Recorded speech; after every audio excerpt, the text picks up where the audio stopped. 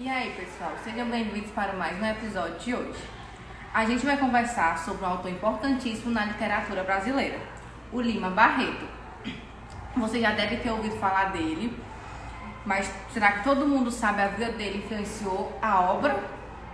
Pois é, a vida do Lima Barreto não foi nada fácil. Ele nasceu em 1881, no Rio de Janeiro, numa família humilde. Ainda jovem, perdeu a mãe e o pai sofreu com problemas mentais. Além disso, ele enfrentou pobreza, racismo, problemas com alcoolismo e até internações em hospitais psiquiátricos. E o mais interessante é que tudo isso parece refletido nos textos dele. Exato. Ele transformava as dores pessoais em literatura. Essa vivência de exclusão, de não pertencer às elites, fez com que ele tivesse um olhar muito crítico sobre a sociedade. Por isso, muitos de seus personagens são pessoas comuns, trabalhadores, gente que era invisível para os escritores da elite. E isso era muito diferente do que os escritores da época faziam, né? Porque no início do século XX, a literatura ainda estava muito ligada ao estilo como o parnasianismo, que prezava pela forma e pela estética rebuscada. Lima Barreto foi na contramão disso, trazendo uma linguagem mais simples e direta, justamente para alcançar o povo. E é nesse ponto que entra a crítica social dele.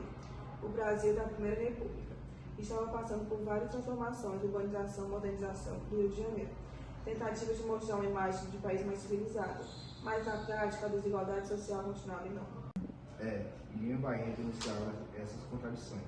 Ele fala da corrupção política, da burocracia exagerada e principalmente do racismo estrutural, que excluía a população negra mesmo depois da abolição. Ele mostrava que o Brasil real não era aquele das elites, mas sim o do povo que sofria com a miséria. Isso aparece não só nos romances, mas também nos artigos que ele escrevia para jornais. Ele era muito ativo na imprensa, sempre trazendo temas como desigualdade, preconceito e as dificuldades da vida humana. Dá para dizer que ele usava a escrita como uma forma de resistência. Falando em romances, acho que o melhor exemplo é o Triste Fim de Policarpo Careca.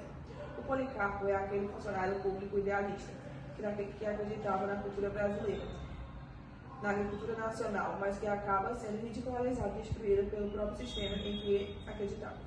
É uma crítica muito forte, né? Porque mostra como o Brasil, ao invés de valorizar quem queria o bem da nação, acabava sufocando essas pessoas. Policarpo parece quase uma metáfora do próprio Lima Barreto. Alguém cheio de ideias, mas sempre excluído pela elite. E além do Quaresma, em outras obras também vemos esse foco em personagens marginalizados. Gente simples, moradores dos subúrbios, pessoas esquecidas. Ele sempre rompeu com a tradição de só retratar grandes heróis ou figuras de prestígio. E isso é muito atual, porque até hoje a literatura e o entretenimento muitas vezes ainda preferem exaltar os grandes e ignorar os pequenos. Que ele próprio sofreu preconceito no meio literário. Muitos críticos da época rejeitavam sua escrita por ser considerada simples demais, mas na verdade essa era justamente a força dele, escrever de forma clara, direta e acessível. E essa escolha não foi por acaso, foi uma decisão política. Ele queria ser lido pelo povo, não apenas pela elite. Essa postura é um dos motivos que fazem dele importante até hoje. O mais impressionante é perceber como os problemas que ele apontava ainda existem. A desigualdade social, o racismo, a exclusão das classes populares, tudo isso continua sendo realidade no Brasil atual. É verdade. Quando a gente lê Lima Barreto, parece que estamos lendo algo escrito ontem. Ele tem uma atualidade assustadora. Por isso a obra dele é tão essencial. Além de ser literatura, é também um documento social, um espelho do Brasil. Ele mostra como as contradições de um século atrás ainda ecoam hoje. Então, pessoal, esse foi o nosso bate-papo sobre o Lima Barreto. A vida dele, cheia de desafios, se transformou em literatura crítica e necessária. Ele deu voz a quem era ignorado e continua fazendo refletir sobre o Brasil. Espero que vocês tenham gostado da conversa e até o próximo episódio.